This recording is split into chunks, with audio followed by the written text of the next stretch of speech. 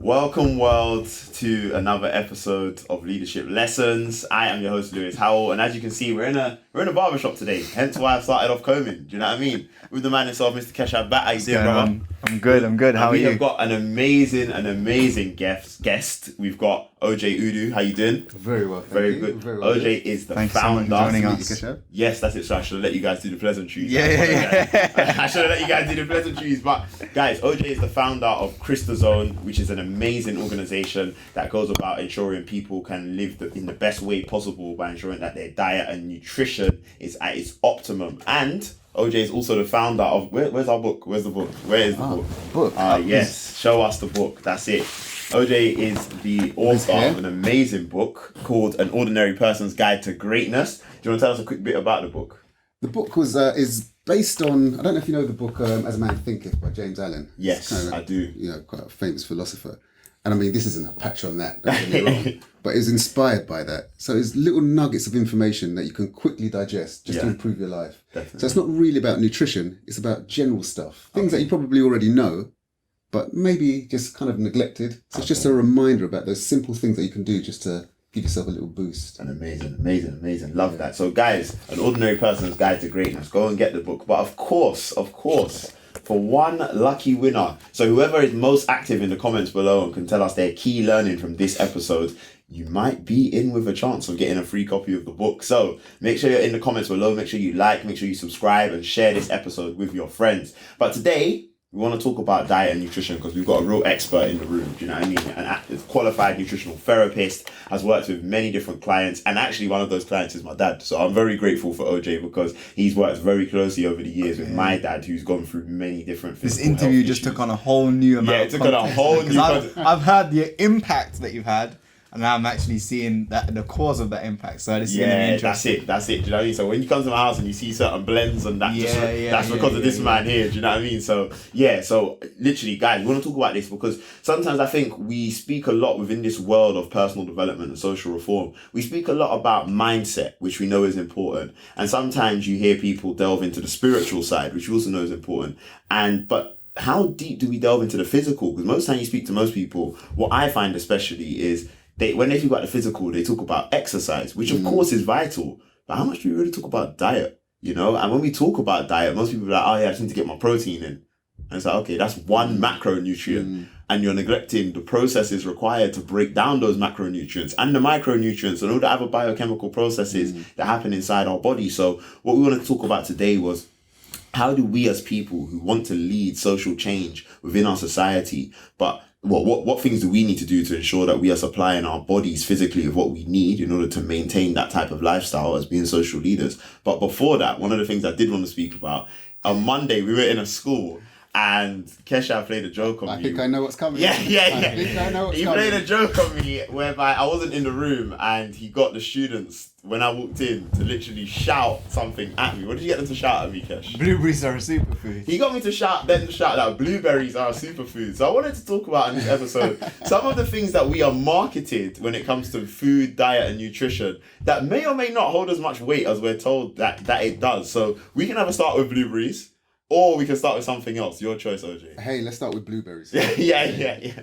Listen, I'm kind of in the middle here. So Just to clarify, I don't actually believe that blueberries are a superfood, but it's just me and him have a running joke that's what we're marketed, so we're always saying it. But yeah, go on. I think there's a lot of truth in that. But what I would say, and as I said to Lewis before we started, that I'm totally okay with blueberries being marketed as a superfood, because if the youngsters that you guys are interacting with are eating blueberries instead of Haribos, then hey, more power to the blueberries. Yeah, that's true. More power to the blueberries. That is very true. That is very true. I agree. Youngsters aren't eating enough fruit, aren't eating enough veg, but they're eating lots of Haribos. So anything that can reduce that imprint, that footprint, that's all good with me. Definitely. So when you look at, Lewis mentioned this topic of, I guess, misconceptions and myths around diet and particular foods and food groups.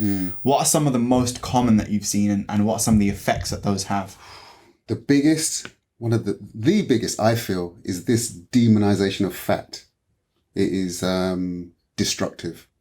What we've seen over time is that where we follow this low fat diet and focus more on carbs, we've seen a correlation from the mid-80s when that mantra was pushed. in the rise in diabetes, the rise in obesity, is correlated with that push to promote low-fat diets, and it's completely destructive. And I would say that is the biggest myth. You must learn to love fat. You know, it sounds crazy, and I know people will think, "Oh my gosh, what the hell is he talking about?" But listen, I eat a high-fat diet daily, and I mean, look, great I'm shape. fairly robust. Yeah. Robust is a great word, you know. So yeah, I still play football. Yeah. I'm quite physically active. Honestly, love your fat and re-educate yourself around the benefits of fat. So just one quick example of why fats are absolutely vital. Vitamins A, D, E, and K, they're known as the fat-soluble vitamins. They can't be utilized unless you have fat in your diet. So people that are following low-fat diets, that are restricting the amount of fat in their diet, although they may be eating those, consuming those vitamins, they're not going to be utilizing them. They're just going to be coming straight back out. Wow. Okay.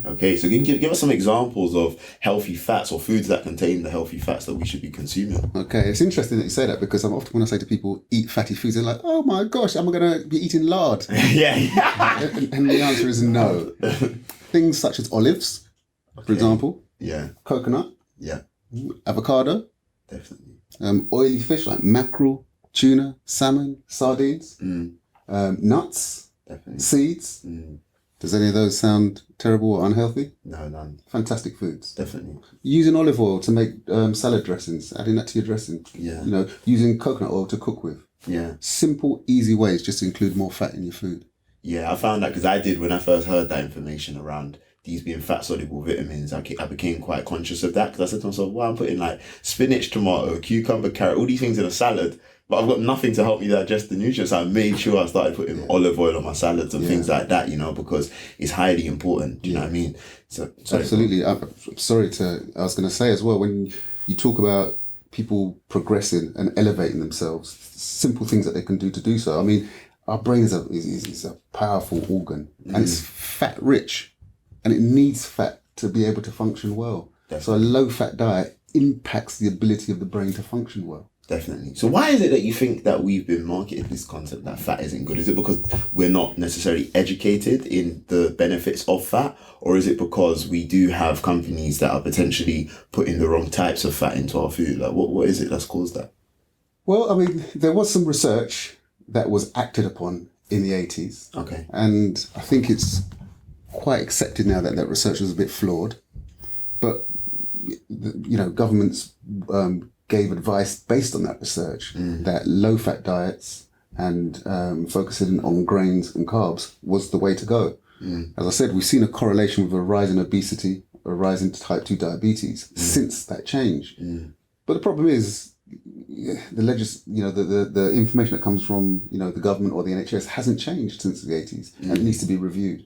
And I think there's a momentum building now around re-looking at that, especially as the approach that we've adopted hasn't worked. Yeah. I think people now are realising that we have to relook at that. But it takes time. It's like a big ship turning. When it comes to these nationwide changes, they don't happen overnight. Yeah. Definitely. And I think it's with guys like yourselves, with health warriors like myself, kind of pushing the message and showing the examples. I love that. Health warrior. Yeah, come on. That's such a great term. That's got to be an email signature. That's got to be an email signature. I hope that's on your website. Literally, next time I get an email, I don't want it to say anything but health warrior. That's it. That's the one. See, marketing tips from the Yeah. Thank you. That's it. Thank you. So one of the things that I'm curious about, from your experience, what are some of the reasons why? I think there's a lot of information out there. There's a lot of great tools. You know, you got your book, resources like that. You can go to a library, you got YouTube. What are some of the reasons that people aren't more self-aware around what they eat? Because I think it's one of those things where it's like breathing. We think that we breathe properly, but actually it's also something else that you have to almost relearn, because the way we're breathing and the amount of oxygen we're taking into our blood isn't always optimal, given the lifestyle and environment we come from. So I think it's the same with food. We just take it as I'll eat what I like and not what I don't like, and there's no real management of that. And then on the other end of the spectrum, you've got complete over-management and micromanagement of food, of calorie counting, which again, I'm not demonizing, but why do you think people aren't more aware, and what do you think stops them from taking more action and becoming a health warrior? I think very simply, we need to input the awareness around food in school from a very young age.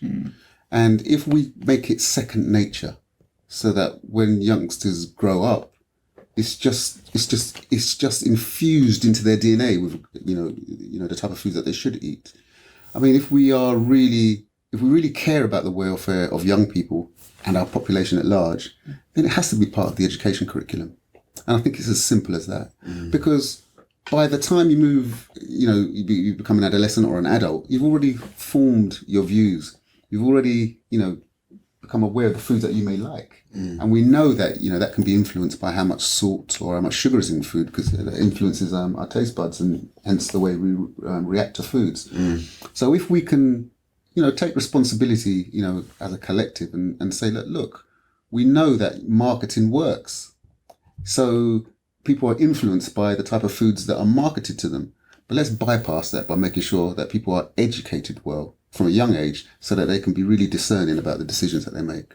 Fantastic. And I think, it's interesting because we've been speaking about food and I don't feel like any of us have really used the word diet so much. So what are your thoughts on the concept of dieting? Because sometimes I think, when I speak about the way I eat, people say, how long have you been on that diet? And I always say, no, this is just my lifestyle. Like, I just don't mix carbs and protein in the same meal. Like, it's just not what I do. But yeah, what's your thoughts on dieting? And especially, we're in an age now where, for example, people tend to go for diets when they're thinking about the physical appearance and not always anything else. But yeah, and if you ever have, subscribed clients of yours or people you've worked with towards certain ways of eating in order to be able to overcome potential challenges that they're facing, what have been the most effective diets, so to speak? Okay. But yeah, I think it's a really good point when you raise this issue around diets, because often or more often than not, once a person starts thinking about dieting, it means that they're in a stage of, they're in crisis. Okay. Because, to diet is a crisis measure to resolve something. Right. And as you say, eating food, it should be, just a simple lifestyle thing. I agree with what you said before that, and people will think, oh yeah, he's a nutritional therapist, so he counts calories. I absolutely abhor calorie counting. And all my clients, I try and encourage them to just stay away from that. Food shouldn't be scientific. It should be pleasurable, should be enjoyable. It should be just something that you do, you eat with your family, you eat with your friends. It should be something, that enhances you and you enjoy. So to diet or to follow a diet means that you've probably reached some stage of crisis. Okay. And in answer to your second, the part of your question, the most effective way I find for people to reclaim their health is to focus on fats. Okay. That's number one. Reduce the amount of starchy carbs in their diet. That's probably the biggest thing a person can do. And I'm talking about things like pasta, rice, potatoes. It doesn't mean that rice and potatoes are unhealthy foods, but it's the footprint is too large. Reduce it. Because biochemically, once we eat those starchy carbs, they convert into glucose. They turn into sugar. So you might stop adding sugar to your coffee and thinking, brilliant, I've done a good job. Yeah. But actually, if you're eating a lot of starchy carbs, your footprint, your glucose footprint, internally, biochemically, can still be quite large. Reduce the starchy carbs, increase the fat, increase the vegetable content too, and you'll see wonderful transformations. Definitely. And so then for us as like people who, if I think about the lifestyle that a social leader wants to have, let me be honest, if I just looked at myself, right, not saying I am the social leader, guys, you know what I mean, but I feel like I'm on the right path, and I have very long days in the sense of like I normally get up at 6, start my day, I'll do a bit like have my first hour essentially just me doing a bit of personal development, reading, etc. That's when I'll then train. So after that first hour is when I'll train. I might train for an hour and a half, 2 hours, whatever.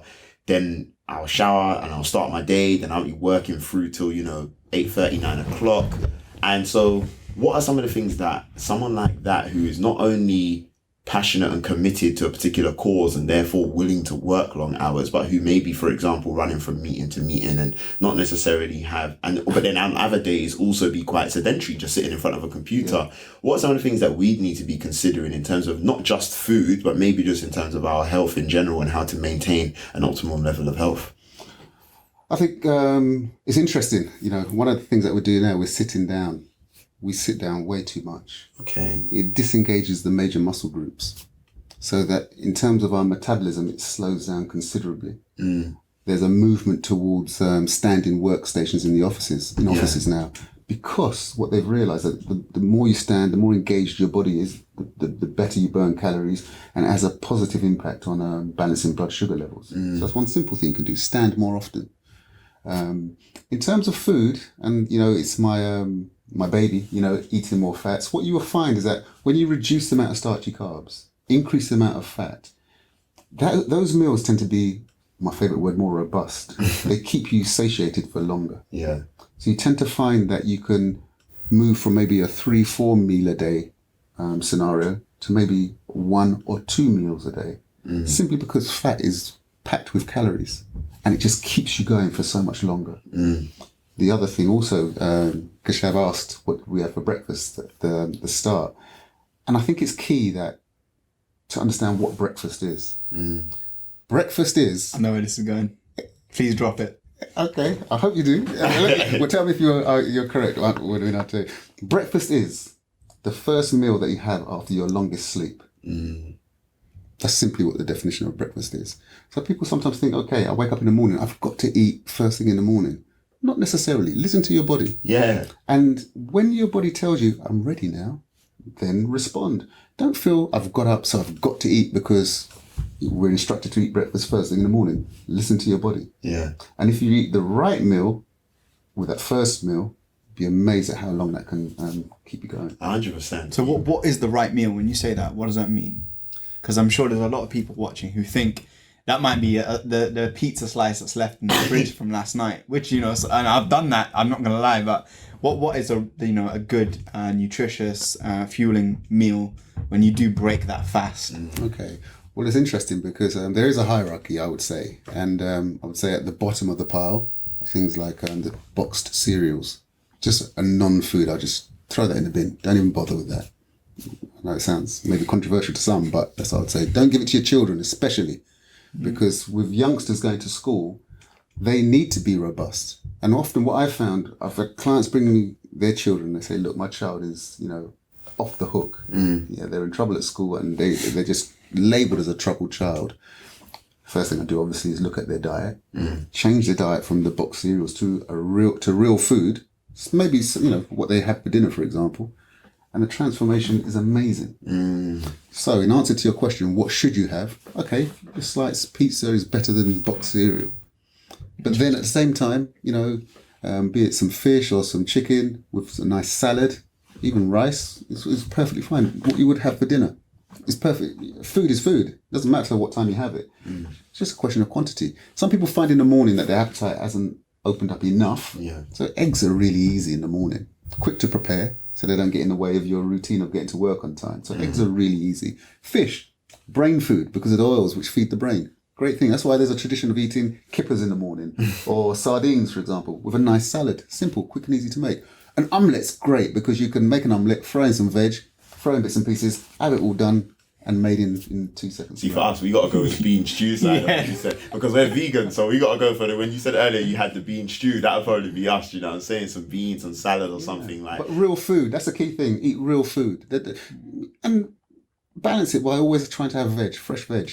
And when I say veg, whether it's raw or steamed, it doesn't matter, but have veg with some real food. See, this is interesting. Sorry, go on. No, go on. Now, I was going to say, this is interesting because I'm sure it's something you might have said to me over the years, because I know that my breakfast is always fruits. And I think it was you that said to me, that's good, but one, either introduce veg as well as the fruits for breakfast, or have something like nuts as well, because obviously the fruits will still spike your sugar levels.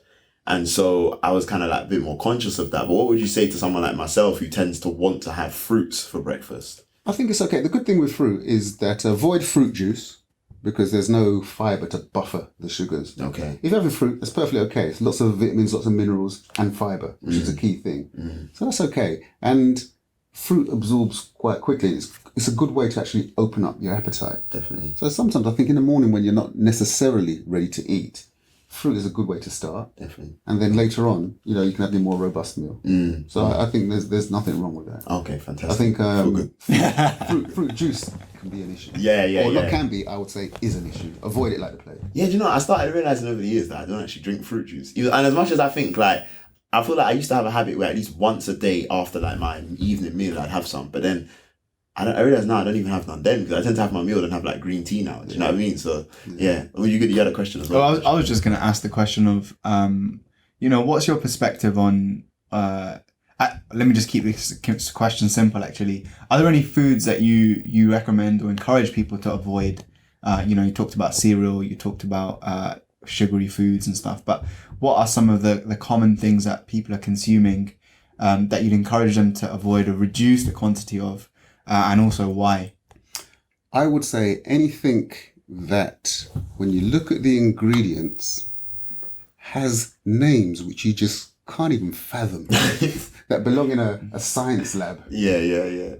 What are they? What is that? And why is it there? I mean, if you take an apple, okay, it may have some pesticides, but you can clean it up as best as you can. But it's an apple. It contains nutrients and stuff that your body can work with.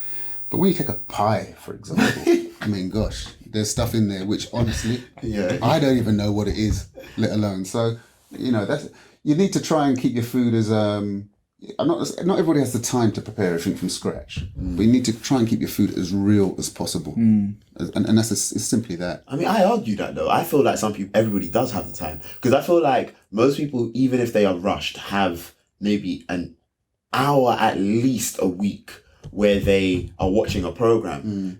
Now I know that if there's something that I really want to watch, but that's also the time I've dedicated to my meal preparation, because I know I take 2 hours every Sunday, right? And I cook everything for the week in that 2 hours. And then I'll put some in the fridge, freeze some. Now, some people might say, oh no, you're not eating fresh. Fair enough. But I just personally that's my time, right? Yeah. I'll make a salad, and that salad will last me 3 days. Yeah. I'll make something else, and that, do you know what I mean? But you could do it whilst you're watching that show. Do you know what I mean? You really could stand there chopping some veg whilst you're watching the show. I don't see an issue with doing that. Do you know what I mean? But you prefer to sit down and watch the show whilst being on social media. The only thing with that is our previous guest might bring in the concept of how mindful you're being. Oh yeah, true. Mindfulness. They might argue that I'm not being mindful. And I appreciate that. But obviously I'd prefer to lack mindfulness for that and still do my 15-minute meditation every morning, but know that my lunch looks solid. Oh, well, I would call into question, that lack of mindfulness, because I was in a meditation retreat in Sri Lanka a few years ago, and what they encouraged was that you don't have to sit there cross-legged and go, that, meditation is in every action you do. If you're sweeping, you can meditate while you're sweeping. Yeah. If you're chopping vegetables, that can be a form of meditation. Watching the process, just, concentrating on your breath. I don't think you have to be still. No, not at all. I just meant more in terms of... I'm doing two things at once. Yeah, two things. But again, I think, I'm just playing there. I definitely agree, because I know if you give me half an hour, I can prepare at least 20 meals in that amount of time. And it's just full of veg, like, that I've just taken from frozen containers. So even that, as a initial step, it's not perfect, but it's good. And sometimes I think people have to realize that, like, good is good enough. Yeah. And then build on that and iterate and improve. Because if you know you've got one meal in your day that is wholesome, that is fresh, that is full of nutrients, that's full of the fats that you talk about, that's one meal, right? And that's 7 more meals in a week than you might have had if you hadn't done that preparation. And the week after that, you just go for 1 more. So let me try and get 8. And it's just those slow, gradual improvements I think you're kind of referencing there, that sometimes we have this culture of we need to be hard and fast.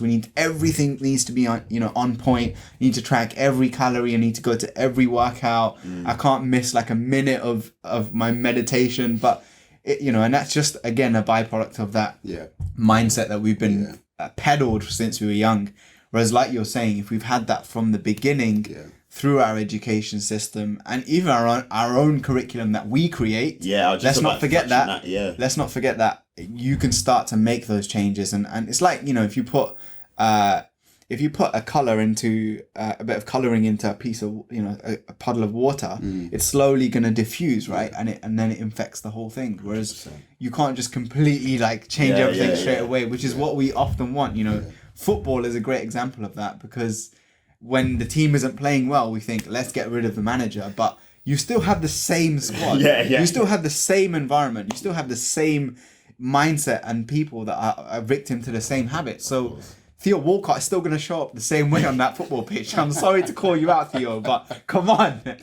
Yeah, it's true. It's true. Now, listen, I know that obviously OJ's strapped for time, busy man, meetings to go to. So, what I'm gonna do is, Kesh, you do the wrap up. So get ready with a nice little nugget of a couple of lyrics to drop for the audience. But what I wanted you to do, OJ, was just to, first of all, tell people where they can find you and how best to connect with you. And guys, remember, An Ordinary Person's Guide to Greatness. Yeah, don't forget the book. Leave your comments below. You might be in with a chance of winning, but regardless, go and get the book anyway. Do you know what I mean? It's not at the end of the day. What would you prefer to do? Spend money on 5 packets of Haribo, or educate yourself in how to live a better life? Do you know what I mean? So go and get the book. But what I'd like to do is just one tip or piece of advice for adults, because sometimes we have teachers that watch, because we work in a lot of schools, and we have teachers and people like that who watch us, and teachers are some of the most overworked people that we know, so who probably do struggle in terms of what they eat. And I've seen that when I've gone into certain staff rooms at schools, and I've gone in there and I've seen what they're eating at lunch, and I go, that's probably why your afternoon class is not going to go down well, because I'm looking at what you're putting in your body. Yeah, that's a lot of carbs. And there's a lot of creamy things going into your body. And then one for young people as well, because I know that, through social engineering, but in certain areas, we know that there are a lot of chicken and chip shops, and there are like young people that are eating these things, and the grease is everywhere. So one tip for adults such as teachers, and one tip for young people who we want to try and divert away from those food choices to others, and then we'll let Kesh wrap it up. Okay, I'll focus on the youngsters first. I would say often, we talk about the things that people should take away from their diet. And, when you take something away from somebody, people feel like they've lost something. Okay, yeah. So I encourage the youngsters to add something to their diet, and that is, the vegetables, the salads. Amazing. Yeah, so you add it, and that's quite filling. And so eventually you find that you want less of the other stuff when you've added the veg. So try and add. If you're eating chicken and chips, eat your chicken and chips, but have a salad with it too. Yeah, okay. So, don't necessarily feel that you have to deprive yourself of something that you really like, but have something healthy, and then monitor how that changes down the line.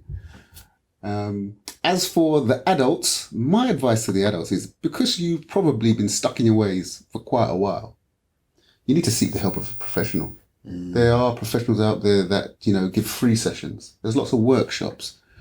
Re-educate yourself, reprogram, because sometimes you do some stuff for such a period of time that it's very difficult to change.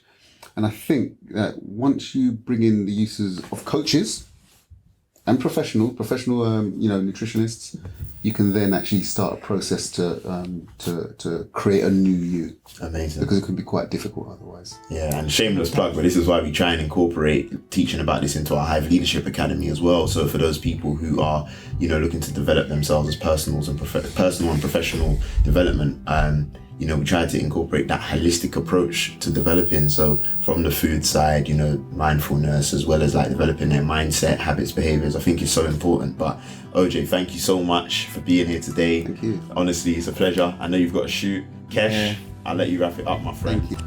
So, hope you guys enjoyed this episode. And just to wrap up, the only people who can change this world are the ones that are crazy enough to believe it. Just like these two gentlemen right here. That's it. Being young or being a teacher, whatever position you're in, is a privilege. Like, see that. And let's fight the injustices. Because even when it comes to health, the gap between the poor and the rich, it's always widening. This was episode 18 of Leadership Lessons. Hope you enjoyed the show. Leave your comments down below, and we'll see you next week. Peace.